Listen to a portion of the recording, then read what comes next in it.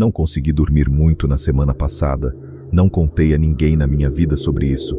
Só pesquisei muito sobre isso no Google, mas não encontrei ninguém que tenha passado por isso. Qualquer conselho seria apreciado. Na semana passada, enquanto descia as escadas para pegar meu metrô habitual do trabalho para casa, peguei o errado. Bem, pensei que estava apenas distraído, mas agora sei que foi, de certa forma, de propósito. Nos primeiros minutos, me senti um idiota. Cerca de 20 minutos de atraso para descansar depois de um longo dia de trabalho. Mas não demorou muito para eu sentir que estava indo para algum lugar familiar. Comecei a me lembrar da vista da janela como uma foto antiga que você não se lembra de ter tirado. E quando cheguei a uma determinada estação, eu sabia que deveria descer e que lance de escadas pegar. Do lado de fora ficava a rua de sempre, indistinguível de qualquer uma das milhares de outras no centro da cidade. Mas reconheci algumas das lojas. Comecei por um caminho que não sabia aonde me levaria. Placas de rua, latas de lixo. Lembrei-me daquele lugar. Embora não me lembrasse como, eu sabia para onde ir.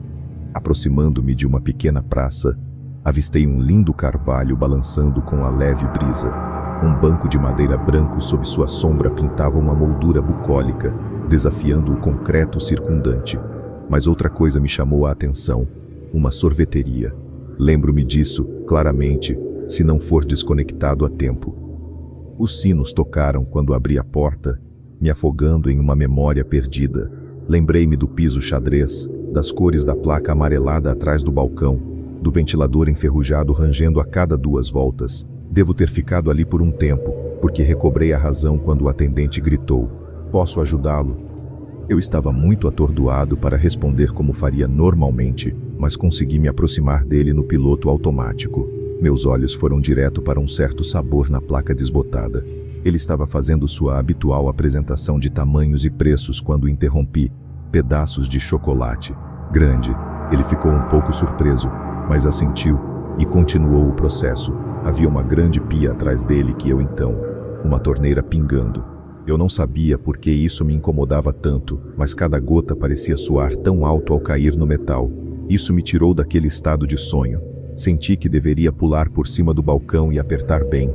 Isso nunca foi uma implicância minha, o que me incomodou mais do que a pia em si. Felizmente, ele me entregou meu pedido e fui me sentar longe disso. Olhei para aquela tigela, pensando em quanto tempo fazia que não comia uma guloseima daquelas, um pouquinho daquela textura cremosa, o chocolate crocante cheio de sabor, e me lembrei. Lembrei-me do que lembrei. Indo lá com meu pai, pedindo sempre o mesmo sabor. Lembro-me dele brincando sobre isso, dizendo que eu deveria tentar outra coisa. Lembro-me de estar sentado ali olhando para meu herói, nunca pensando naquela hora do dia, nem ligando para o preço do sorvete. Cara, eu gostei de comer isso. Eu estava quase lambendo a tigela. Eu não queria ir embora, mas poderia voltar outro dia. Traga meu próprio filho. Eu queria aproveitar mais essas pequenas férias. Meu rosto doeu de tanto sorrir. Sentei-me debaixo daquele carvalho. Vi o dia passar um pouco. Outra brisa rara e agradável, e eu estava no céu.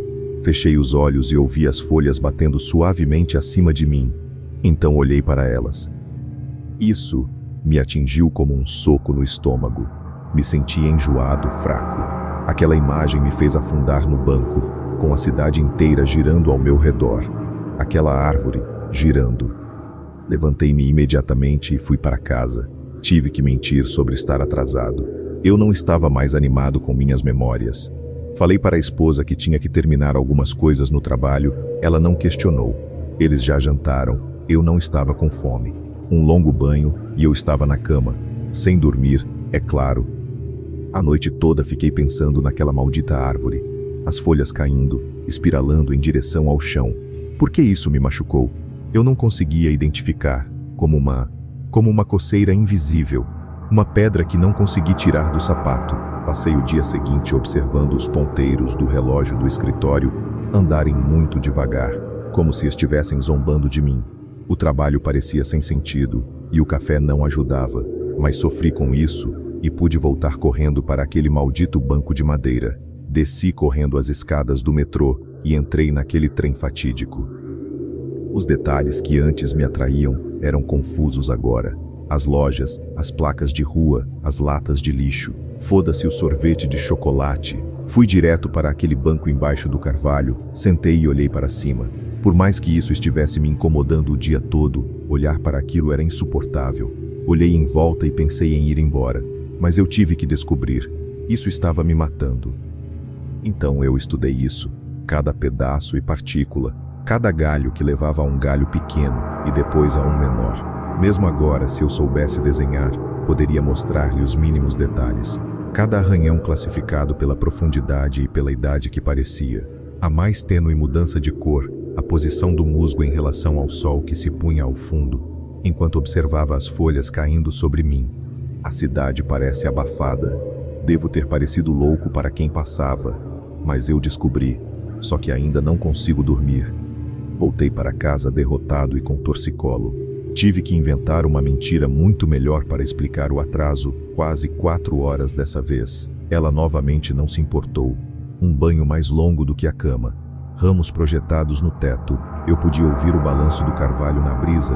Podia sentir as folhas tocando meu rosto enquanto caíam, girando como meus pensamentos, sem fim.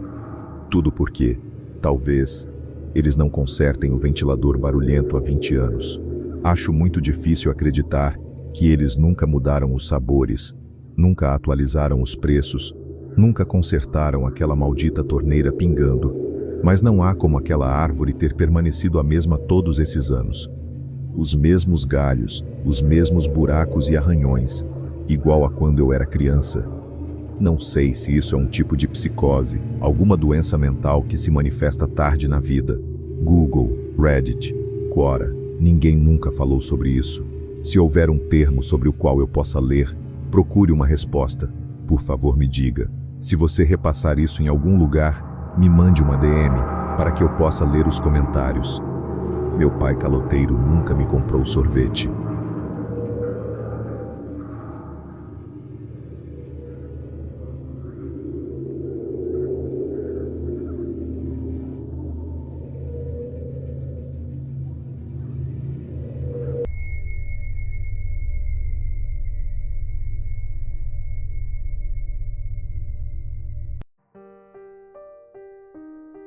Sou investigador criminal há 4 anos, numa área muito rica do México. Recebemos a notificação de cheiro de podridão em uma residência. A polícia municipal foi ao local que estava sendo reportado, tentaram se comunicar com o interior do imóvel, mas não obtiveram resposta. Por diversos meios, tentaram localizar um proprietário ou responsável, mas não houve jeito. Eventualmente, a polícia fez uma busca no local. Uma vez lá dentro, presenciaram uma cena que teve que ser relatada imediatamente. Aí entro eu. Fui notificado do crime e me apresentei imediatamente. Uma vez lá, observei uma cena que até hoje se mantém sem igual. 9 mulheres assassinadas, uma delas crucificada, no meio das outras 8 que estavam dispostas de forma circular, todas grávidas, uma com 1 mês, a seguinte com 2, com 3, e assim sucessivamente, todas com o produto para fora, o mesmo decapitado e com o coração extirpado e roubado, assim como a cabeça, embora dificilmente com o do primeiro mês. Os seguintes foi um processo mais claro. Todos se encontravam nas mesmas condições, todas, além de degoladas e com símbolos na cabeça. A do meio não tinha o produto. A medicina forense determinou que foi extraído post-mortem, que o bebê já deveria estar em um desenvolvimento ótimo para a vida e que poderia, de fato, seguir vivo. Ao redor da cena, havia sigilos correspondentes a diferentes demônios, dos quais me lembro de Mammon, Belial, Moloch, Lilith e Paimon. Estes desenhados com sangue e colocados cuidadosamente formando um pentagrama se você os unisse por linhas, como se fossem a ponta de cada um dos picos do pentagrama. Diante dessa imagem, fiquei impressionado.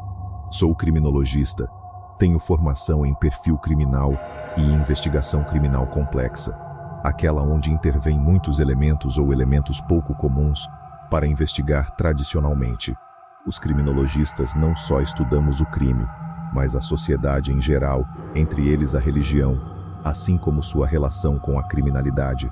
Por isso, Com isso, e outras poucas coisas que aprendi e estudei sobre o ocultismo, tive uma ideia do que tinha pela frente. Iniciei minhas investigações, contatei um amigo meu que é semiólogo, que me ajudou a interpretar que o ritual poderia significar que se busca dinheiro, poder, conhecimento obscuro, sexualidade e controle político. Eu, nesse processo, comecei a ter sonhos estranhos, assim como muitos episódios de estresse. Ao mesmo tempo em que levava esse caso, levava outros vários, mas meu rendimento começava a fraquejar, meus reflexos, minha atenção, e tudo foi afetado, até que um dia, em uma situação completamente alheia, fiz fogo amigo pela situação mental que estava enfrentando. Comecei a ouvir vozes, e tudo. Enfrentei um processo por esse acidente. Tudo bem, dei no colete, e foi com uma arma curta, mas isso havia delatado minha situação. Por isso comecei a ser menos levado em conta. Um dia, enquanto ia para a casa de um amigo, que morava longe e para fazer exercício, me propus a trotar até a casa dele. O tempo todo me senti perseguido. Escutava como sons que conseguiam atravessar meus fones de ouvido, de gritos de dor, lamentos ou disparos, mas nada acontecia ao meu redor. De repente, a meia quadra, encostado na parede, estava um sujeito que, quando o vi, senti calafrios. É estranho, com minha experiência, já não é normal que alguém me assuste ou me intimide, nem um sicário, menos um cricoso que rouba lâmpadas, mas essa figura me pareceu estranha. Continuei meu andar, quando de repente, minha sensação de alerta constante se sentiu muito pior, e quando me viro, essa figura estava atrás de mim, mas mais uma vez, só encostado. Continuei trotando, e a cada vez que virava, conseguia vê-lo no canto do olho, encostado em uma parede. Foi em uma dessas que, ao olhar para frente, o tive ali, com um sorriso deformado que destruía toda a estrutura do seu rosto, enorme, tanto que modificava a morfologia do seu rosto. Fiquei quieto, meus fones de ouvido pararam de fazer som. Não sei de onde tirei coragem, mas me lancei em cima dele e, quando senti que o agarrava, parecia que abracei apenas um enxame de moscas que saíram voando. Cheguei na casa do meu amigo e fingi sanidade, não contei nada. Conseguimos contatar as famílias das mulheres, todas, de muito dinheiro, mas falamos de milhões ou dezenas de milhões mensais. Para nenhum deles importou, eram de 3 cidades do México. Só houve um familiar que nos disse: já sabíamos que isso ia acontecer, melhor, leve com calma e foque em outra coisa, amigo, para que você durma melhor e viva melhor. Isso me tirou do sério, horrível, mas eu continuei até que uma instituição de investigação, cuja hierarquia é maior que a que eu estou, me declarou incompetente, ou seja, tirou o caso para investigar eles. Tempo depois, investiguei, deram um como chamamos carpetazo, significa que arquivaram o caso. Eu continuei piorando. Agora, antes de dormir, ouvia o concreto ranger, o chão vibrar. Antes de adormecer, um grito me acordava e luzes, em formas circulares, entravam no meu quarto e se moviam pelas paredes. Minha saúde mental decaiu tanto que caí em depressão. Nada funcionou, exceto quando me aproximei de Deus. Pude ir recuperando minha paz, mediante orações, boas obras e rezas. Durou 2 anos em depressão. Hoje sou feliz e vivo tranquilo, tanto quanto se pode sendo investigador neste país.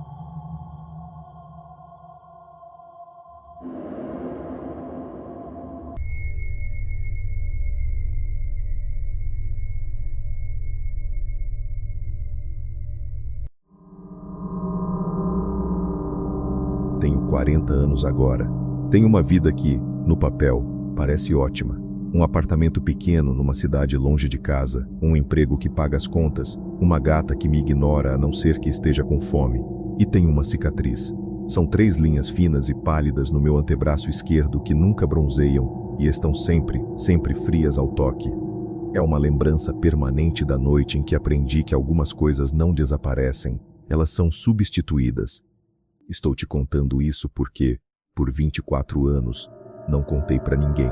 Estou te contando isso porque uma parte pequena e idiota de mim se agarra à esperança impossível de que ela esteja por aí, em algum lugar, e valer isso. Crescer em Harmon, Kansas, era como viver numa caixa de sapatos com a tampa bem fechada. A cidade era um pedaço plano de poeira e fé, cercado por todos os lados por um oceano de campos de milho sussurrantes. A vida girava em torno de duas coisas: a colheita e a primeira igreja batista do condado de Harmon. Deus não era apenas um conceito, ele era um vizinho, do tipo que te observava pelas cortinas e mantinha uma lista detalhada de cada passo em falso seu. Eu já tinha me desligado de toda essa parada de religião quando tinha 12 anos. Eu conseguia ver a hipocrisia na cara dura. Os mesmos diáconos que pregavam a caridade iriam executar a hipoteca da fazenda de uma família com dificuldades. As mulheres que lideravam o grupo de juramento de castidade eram as fofoqueiras mais cruéis da cidade. Mas numa cidade como Harmon, se desligar não era realmente uma opção. Você ia à igreja, você curvava a cabeça, você fingia acreditar ou se tornava um pária. Então eu fazia meu papel. Eu usava os vestidos floridos, murmurava os hinos e contava os segundos até o sermão acabar. Foi numa dessas manhãs sufocantes de domingo que eu conheci a Amy. Eu estava do lado de fora do salão da igreja, tentando tirar discretamente o rótulo da minha garrafa de água, quando uma nuvem de fumaça passou pelo meu rosto. Olhei para cima e lá estava ela, encostada na tinta descascando da parede da igreja, um cigarro aceso preso entre dois dedos.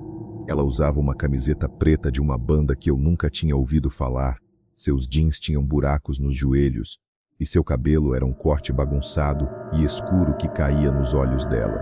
No nosso mundo de calças sociais e cores pastéis, ela era uma mancha de óleo numa poça imaculada. Ela me pegou olhando e me deu um sorriso torto e cúmplice.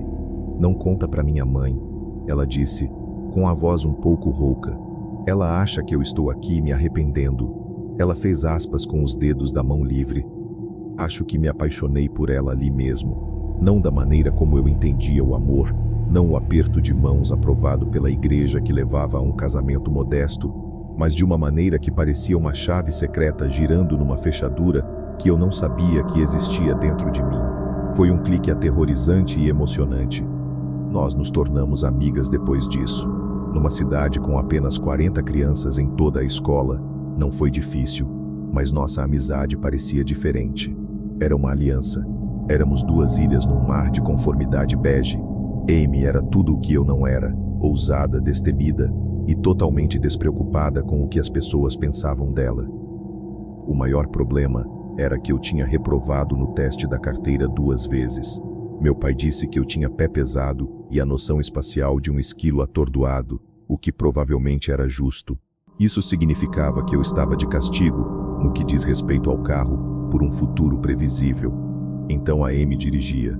O carro dela era uma picape Ford velha que cheirava a café velho, gasolina e o perfume barato de cereja dela. A gente chamava de a Fera. A maior parte do nosso tempo juntas era gasto depois que escurecia. A gente esperava até a luz do quarto dos meus pais se apagar, então eu escorregava pela minha janela e ela estava lá, a Fera em marcha lenta silenciosamente no final da nossa longa entrada de terra, com os faróis apagados. A gente dirigia por horas, por estradas de cascalho sem fim, que cortavam os mares negros de milho e soja. A gente ouvia as mixtapes dela, cheias de chiados, e falava sobre tudo e nada.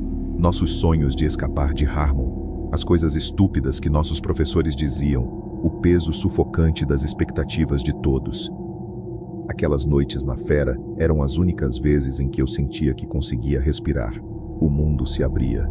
Sob o vasto céu de Kansas, salpicado de estrelas, Harmon e seus pináculos de igreja e seus olhos julgadores pareciam pequenos e a milhões de quilômetros de distância. No brilho fraco das luzes do painel, eu podia ser eu mesma, e ela também. Uma noite, estacionadas perto da antiga pedreira abandonada, as cigarras unindo sua canção de verão ensurdecedora, Amy desligou o motor. O silêncio que se seguiu foi pesado. Ficamos ali por um longo tempo, olhando para o reflexo da lua na água parada e escura. "Ellie", ela disse, com a voz mais suave do que o normal. "Posso te contar uma coisa? Uma coisa que eu nunca contei para ninguém." Meu coração começou a bater forte contra as costelas. "Sim, claro." Ela respirou fundo, tremendo, e se virou para mim. Seus olhos, mesmo no escuro, eram incrivelmente claros. Eu não gosto de meninos, ela disse. Não, não como se supõe que eu goste. Eu gosto de meninas. O ar na cabine da picape de repente pareceu rarefeito. Eu sabia, com uma certeza que era ao mesmo tempo aterrorizante e emocionante, o que viria a seguir. O mundo se estreitou para o espaço entre nós. Eu gosto de você, ela sussurrou. E então ela se inclinou e me beijou. Não foi um beijo casto, foi suave e hesitante no começo, depois firme, e tinha gosto de gloss de cereja e segredos. Cada nervo do meu corpo se acendeu como uma central telefônica. Foi a coisa mais certa, mais natural que eu já tinha sentido na minha vida, e por alguns segundos perfeitos, eu a beijei de volta. Então os ensinamentos do pastor Dave e uma vida inteira de versículos bíblicos entraram na minha cabeça como um ariete. Abominação, antinatural, um pecado contra Deus e o homem, uma pequena faísca de fogo do inferno, que eles tinham tido tanto cuidado de plantar em todos nós, explodiu na minha barriga. Eu adoraria te dizer que fui corajosa. Eu adoraria dizer que não abrigava nenhuma daquela homofobia internalizada e profunda que nossa cidade tinha batido em cada um de nós desde o nascimento. Mas eu não posso. A realidade é que uma parte de mim estava aterrorizada, não dela, mas de mim mesma, do que aquele beijo significava. Eu me afastei, um ruído estrangulado escapando pela minha garganta. Empurrei a porta da picape e tropecei para fora na noite úmida. Ellie, espera. Amy chamou, com a voz rachada de confusão e mágoa. Eu não posso. Eu engasguei e corri. Corri pela estrada de cascalho, meus pulmões queimando, sem parar até estar em casa, segura no meu quarto com a porta trancada. Eu a ignorei pelos 3 dias seguintes. Ela ligou para o telefone de casa e eu disse para minha mãe que estava ocupada. Ela deixou um bilhete no meu armário e eu joguei fora sem ler. Eu vi a picape dela estacionada do lado de fora do restaurante e atravessei a rua para evitar passar por lá. Cada vez, uma nova onda de vergonha e culpa me invadia. Eu queria vê-la, explicar, mas o medo era mais forte. O pequeno pregador na minha cabeça estava gritando alto demais. No 4º dia, Amy desapareceu. Começou como um boato na escola, depois um telefonema frenético da mãe dela para a minha. À noite, o carro do xerife Miller estava estacionado na entrada da casa dela. Amy não tinha voltado para casa. Sua picape, a fera, tinha sumido. Ninguém a tinha visto ou ouvido falar dela. Eu imediatamente assumi o pior, e meu estômago se contorceu num nó de puro gelo. Minha mente cambaleou com 2 possibilidades igualmente horríveis. Uma, alguém nos tinha visto na pedreira. Alguém descobriu que ela era gay, e numa cidade como Harmon, esse era um segredo perigoso de se ter. Talvez alguns meninos do time de futebol tivessem decidido dar uma lição nela.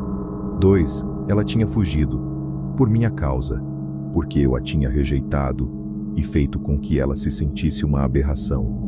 A ideia de que minha última ação em relação a ela foi de covardia e crueldade me deixou tão mal que eu não conseguia comer. A cidade zumbiu. Foram organizadas equipes de busca. Folhetos com a foto sorridente em preto e branco da escola de Amy foram afixados nos quadros de avisos dos correios e do supermercado. Os dias se transformaram em uma semana. A esperança na voz das pessoas começou a se desfiar. No domingo seguinte, a igreja estava lotada. As pessoas vieram em busca de conforto, respostas. O pastor Dave estava no púlpito, com o rosto grave. Ele falou sobre o filho pródigo, sobre as ovelhas perdidas. E então seu tom mudou. Ele endureceu. Às vezes, ele rugiu, sua voz ecoando no teto abobadado. Nossos filhos se desviam do caminho. Eles são tentados pelos sussurros escuros e pecaminosos do mundo. E às vezes Deus, em sua infinita e terrível sabedoria, deve dar um exemplo. Seu julgamento é rápido. Devemos orar pela alma de Amy, para que ela encontre o arrependimento, onde quer que esteja. Ele não disse as palavras, mas todos sabiam o que ele queria dizer. Ele estava chamando ela de pecadora. Ele estava enquadrando o desaparecimento dela não como uma tragédia, mas como uma punição justa. Ele estava dizendo que ela merecia. Algo em mim se quebrou. Os anos de sorrisos forçados e obediência silenciosa evaporaram em uma explosão de pura raiva. Eu me levantei, minha cadeira raspando alto no chão. Todas as cabeças se viraram para mim. Minha mãe agarrou meu braço, seu rosto uma máscara de horror. Eu a sacudi. Você está errado, eu disse, minha voz tremendo, mais alta o suficiente para que as primeiras fileiras ouvissem. Vocês estão todos errados. E eu saí correndo, batendo as pesadas portas de carvalho atrás de mim.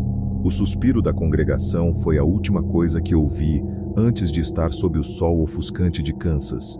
Eu nunca tinha me sentido tão sozinha, ou tão certa de que eu estava certa.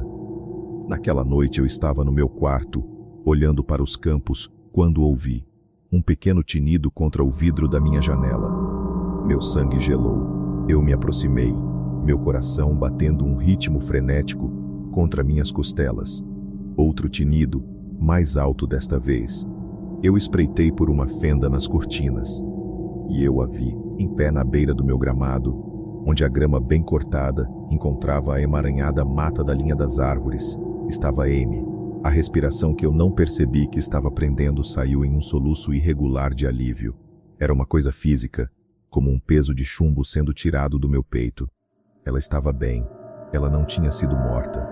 Ela não tinha fugido para sempre. Ela tinha voltado. Joguei a janela para cima, me inclinando para o ar fresco da noite. Amy, meu Deus, onde você esteve? Você está bem? Todo mundo está te procurando. Ela apenas sorriu, um sorriso largo e preguiçoso que não chegava aos olhos. Estou bem, Ellie, ela disse. Sua voz estava certa, mas sem graça, como uma gravação. Vem cá, quero te mostrar uma coisa. Ela gesticulou com a cabeça em direção à floresta, escura atrás dela. Uma sensação doentia, um medo frio e oleoso, começou a coalhar no meu estômago, sobrepondo-se ao meu alívio. Algo estava errado. Amy, o que está acontecendo? Onde está sua picape? Perguntei, me atrasando. Não importa, só vem comigo. Está na floresta. É lindo. Seu sorriso permaneceu fixo no lugar, uma expressão colada em seu rosto. Foi então que comecei a notar as pequenas coisas, os detalhes que estavam simplesmente errados. Amy era uma pessoa que não parava quieta. Ela estava sempre empurrando o cabelo para fora dos olhos, ou batucando com o pé, ou se preocupando com a bainha da manga. Essa garota estava perfeitamente, artificialmente parada. O luar atingiu seu rosto, e seus olhos pareciam muito largos, muito escuros, e eles não estavam piscando. Nenhuma vez. E suas roupas? Ela estava usando a mesma camiseta preta e jeans que tinha na noite em que eu fugi dela. Eles pareciam impecáveis, não como se ela estivesse vivendo neles há uma semana. Não havia uma mancha de sujeira neles. Eu sabia, naquele instante, com uma certeza animal e profunda que desafiava toda a lógica, eu sabia que a coisa parada no meu gramado não era Amy. A verdadeira Amy tinha ido embora, e essa coisa estava usando ela como um terno. Eu não posso. Eu gaguejei, minha voz mal um sussurro. Meus pais vão me ouvir. O sorriso em seu rosto não vacilou, mas uma ponta entrou em sua voz. Aquele tom sem graça, gravado, agora tinha um tom agudo de impaciência. Eles estão dormindo, Ellie. Eu estava observando. Eles não vão acordar. Vamos. Eu senti sua falta. É dos 50 é 187. É do Ceseta 100% sua. Edos. Ela reproduziu sua voz, mas as palavras pareciam vazias, uma imitação barata. Comecei a me afastar da janela, minhas mãos tremendo. Você não quer vir comigo? Ela persuadiu, dando um passo à frente, para fora das sombras. Podemos dar uma volta, como costumávamos fazer. Quando ela se moveu para um pedaço de luz da janela do meu quarto, eu vi outra coisa. Em volta do pescoço dela estava o pequeno colar de cruz de prata que Amy sempre usava, um presente de sua avó, mas estava pendurado de cabeça para baixo. Minha mente estava gritando, uma ladainha silenciosa e frenética de não é real, não é Amy. Eu não vou sair, eu disse, tentando deixar minha voz firme. O sorriso em seu rosto finalmente caiu, desapareceu completamente, deixando para trás uma expressão vazia e com a mandíbula frouxa. A cabeça se inclinou em um ângulo que era muito agudo, muito rápido. Um ângulo que teria feito um pescoço humano estalar. Sim, você vai. A voz não era mais a de Amy. Era um coro em camadas e distorcido de cliques e sussurros que de alguma forma foi moldado em palavras. Ela se moveu com uma velocidade impossível. Em um momento estava no gramado. No momento seguinte estava subindo pela lateral da minha casa, dedos e dedos dos pés encontrando apoio no revestimento como algum inseto obsceno. Estava na minha janela em um segundo, seu rosto pressionado contra a tela. Os olhos eram buracos negros e sem pupilas. Cheirava a terra úmida e algo podre, como carne deixada ao sol. Eu gritei e bati a janela, mexendo na fechadura quando ela começou a arranhar a tela, rasgando a malha com dedos longos e pálidos. Parecia Amy, mas estava tudo errado. Seus membros eram longos demais, suas articulações dobradas em lugares ligeiramente errados. Então ela começou a falar de novo, e esta é a parte que me assombra mais do que qualquer outra. Não era mais o coro de sussurros, era minha própria voz. Era minha voz, em pânico e sem fôlego, da noite na pedreira. Eu não posso, imitou, meu próprio soluço aterrorizado perfeitamente reproduzido. Isso está errado. Eu recuei, caindo da cadeira da minha mesa e aterrissando com força no chão. Meu coração parecia que ia explodir. A coisa rasgou a tela e começou a bater no vidro. Nojento, ela rosnou, novamente com minha voz, usando a palavra que eu tinha pensado, mas nunca ousado dizer em voz alta. Estava reproduzindo minha própria vergonha mais profunda, minha própria intolerância, e usando-a como uma arma. O vidro se encheu de rachaduras. Com um estrondo final e doentio, o painel se estilhaçou para dentro. A coisa caiu no meu quarto, aterrissando em uma posição baixa que uma pessoa não deveria ser capaz de manter. Enquanto eu andava para trás, desesperada para escapar, ela se atirou. Seu braço se estendeu, impossivelmente longo. Joguei-me para o lado, mas seus dedos, duros e afiados como pedaços de osso, rasparam meu antebraço. Uma dor intensa e fria subiu pelo meu braço, tão intensa que era vertiginosa. Não parecia um corte, parecia ser marcada com gelo. Um novo grito saiu da minha garganta, um de dor e terror, e me impulsionou para cima. Eu fugi do meu quarto, bati a porta do meu quarto e corri pelo corredor para a frente da casa. Eu podia ouvi-la atrás de mim, um baque molhado contra a porta, depois silêncio. Seus passos eram anormalmente silenciosos, mas eu podia sentir sua presença me perseguindo, uma onda de ar frio nas minhas costas. Cheguei à porta da frente, meus dedos escorregando na tranca. Finalmente consegui girar a fechadura e abri a porta, tropeçando na varanda. Meu plano era correr para o vizinho mais próximo, a 1/4 de milha pela estrada. Mas quando me virei, eu a vi. Ela estava na porta da minha casa, meio dentro, meio fora das sombras, mas não estava cruzando o limiar. Ela apenas ficou ali, com um pé no tapete de boas-vindas, com uma expressão de confusão em seu rosto errado de Amy. Era como se houvesse uma barreira invisível que ela não pudesse ultrapassar. Ela olhou para mim, e sua mandíbula se soltou, abrindo-se muito, e ela soltou um grito. Um som que não era humano nem animal. Era um ruído agudo e irritante que parecia estar rasgando o interior do meu crânio. Então, como se estivesse desistindo, ela se afastou da porta, voltou o olhar para a floresta de onde veio e se escondeu de volta no quintal. Seus movimentos foram o que realmente destruíram minha mente. Ela se moveu para trás, seus membros se contorcendo, a coluna parecendo ondular e dobrar em ângulos impossíveis. Ela caiu de 4, seu corpo se dobrando sobre si mesmo como uma aranha em colapso, e correu com velocidade aterrorizante para a linha das árvores, desaparecendo na escuridão absoluta. Fiquei naquela varanda até o sol nascer, tremendo tanto que achei que meus dentes iam rachar. Olhei para o meu braço. 3 cortes paralelos jorravam sangue fino e escuro. A pele ao redor deles já estava pálida e enrugada, como se tocada pela geada. Eu chorei naquela noite. Eu chorei até não ter mais nada. Eu não estava chorando porque quase morri. Eu estava chorando porque naquele momento eu sabia com uma finalidade profunda que a única garota que eu já amei tinha ido embora para sempre. Eu não sei o que aconteceu com a verdadeira Amy. Talvez aquela coisa tenha pego em uma estrada escura. Talvez aqueles meninos da cidade tenham chegado até ela. Talvez ela apenas tenha fugido para escapar do ódio sufocante de Harmon e de mim. E a coisa que veio à minha janela foi apenas uma coincidência terrível. Eu nunca saberei.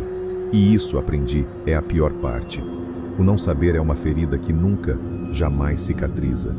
Eu me mudei de Harmon no dia em que completei 18 anos e nunca mais voltei.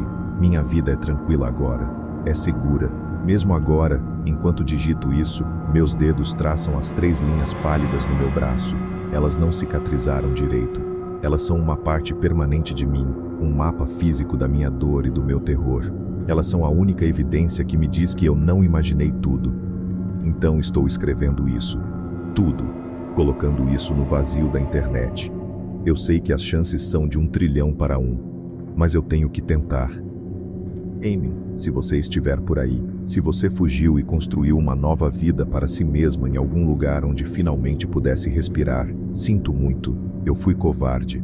E eu nunca, nem por um único dia, parei de pensar em você.